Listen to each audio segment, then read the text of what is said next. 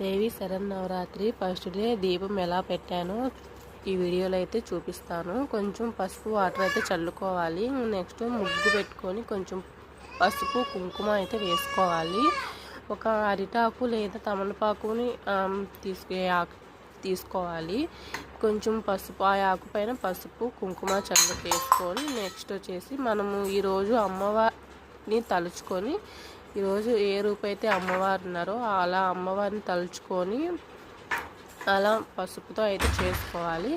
ఇంకా ప్రమిదలకైతే పసుపు పూసుకొని ఇంకా బొట్లు అయితే పెట్టుకొని ఒక ప్రమిద అయితే పెట్టకూడదు, 2 ప్రమిదలైనా పెట్టాలి, లేదంటే ఆకుపైన ప్రమిదైనా పెట్టాలి. ఇంకా ఇలా అయితే